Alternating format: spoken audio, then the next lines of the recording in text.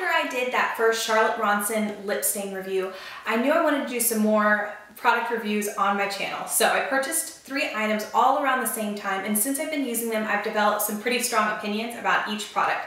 Instead of doing 3 teeny videos, I decided to shove them all together into one large video. The products I'm going to be reviewing in that order is first the Buxom Stay There eyeshadows. They're little cream eyeshadows. Next, I'm going to be doing the Butter London Lippies.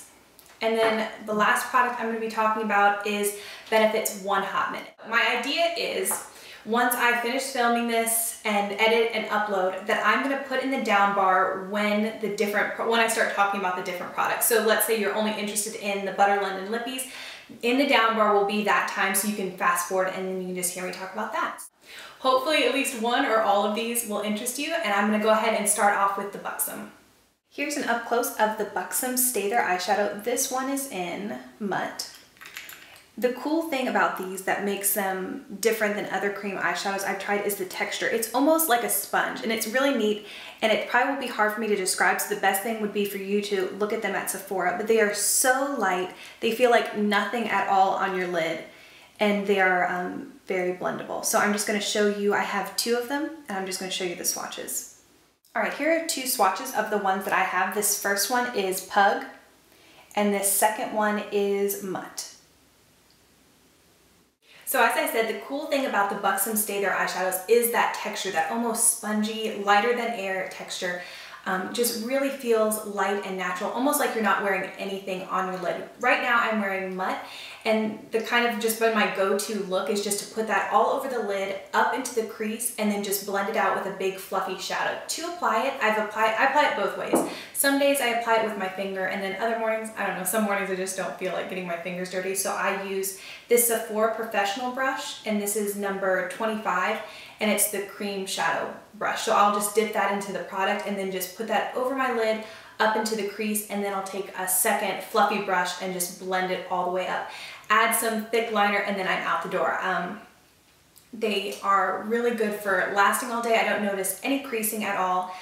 I will say that they are kind of sheer. I thought at first I was disappointed when I first got it home, and I was like, oh, you know, from the swatches I'd seen online, I thought it was going to be a lot more pigmented. But when I read a little bit more about the product, that's kind of the premise, is that they are very sheer, but they are buildable. So after the second layer that you apply, that's when you really get that color. And with these, you're not only getting color, but you're also getting a tremendous amount of shine, which is just very pretty. And I can already tell that this is just going to be my go-to product for the summer, when I just want to put a little bit of like light tinted moisturizer on and then put this on my eyelid and just be good to go. This next product is one that I was so excited about and wanted to love so badly. When I first saw them in Ulta, I whipped out my cell phone, took a picture, posted it to my Facebook page. That is the Butter London Lippies. Now, I love Butter London. I think if you followed my channel for any time at all, that is my favorite nail polish brand. And I was just so excited, especially since these correspond with nail polish colors. I thought that was really cute. So I picked up Trout Pout and Primrose Hill Picnic, which are some of my favorite of the Butter London nail polishes.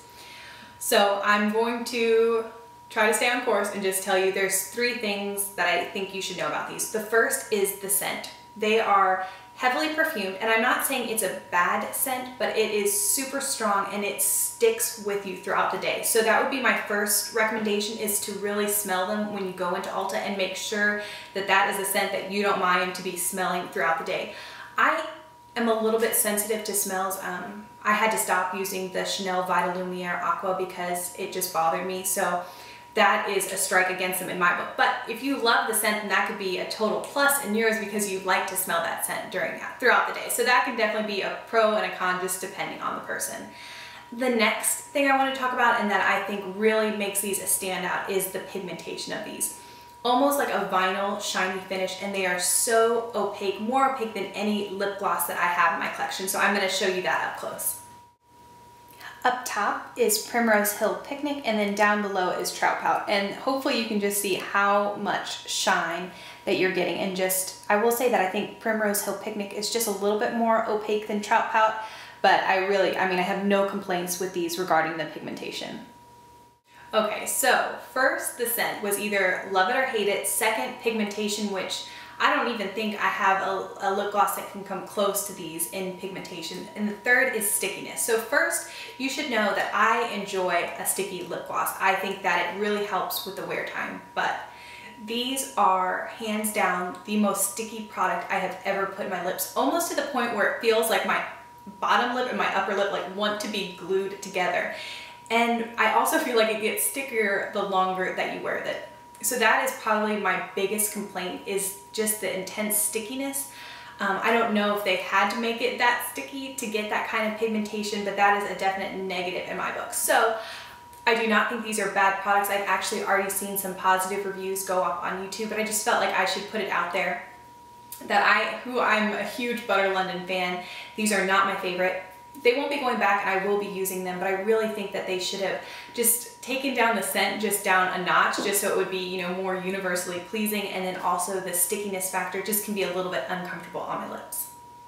The last product I have to talk about is unlike anything I've ever tried. This is Benefit's One Hot Minute, and it is a rose gold tinted finishing powder. I first heard about this on Rachie B's 15's channel. I will link the specific review down below. She talks about this for 12 minutes, goes into a very in-depth review. So if you're really interested in this product, I will link her review down below. I said what it is, now I'm going to tell you what it is not. It is not for, you know, it is not an oil control powder.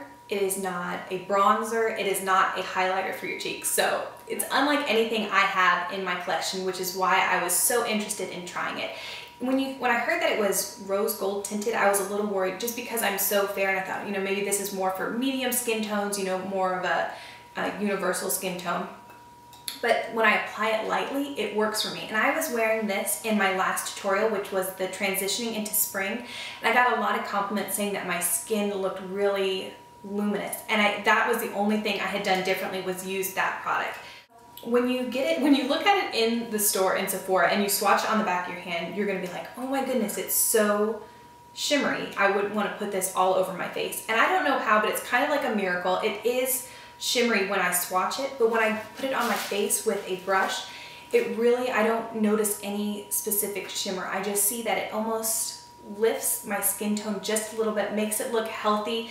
This has replaced my bronzer, but it's definitely not as dark as a bronzer. I just feel like it gives that luminous, lit within, just a tinge bit of color that really makes my skin look healthy. I will say that a little goes a long way. So I found that the best brush to apply this is the Sigma Duo Fiber F50. And this, I just barely put a little bit on the tips, then tap it off and just slowly swirl it around my face, just very gently. And a little bit goes a long way. You don't want to use too much because I think then it could look a little bit cakey and orange, and you don't want that. And this is just, again, for that lit within type look. So you all know that I have very oily skin, so this is not going to be a product that I use when I have to make my makeup last all day. Then I'm going to want to use more of an oil control powder to set my foundation, but especially if I'm going out for the evening where my makeup needs to look good just for a few hours, this is going to be that perfect. I can just tell it's going to look beautiful in candlelight, and I can't wait to wear it, you know, when sundress weather comes around. Like, I would wear it on my shoulders and on my collarbones, and it'd just be really pretty. This product would be awesome if you have dry skin where you want to set your liquid foundation, but you don't want to mattify your skin too much. I think this product is very neat. So again, that's just a brief overview of why I like it. If you want more in-depth, check out Rachel's video that's listed down below.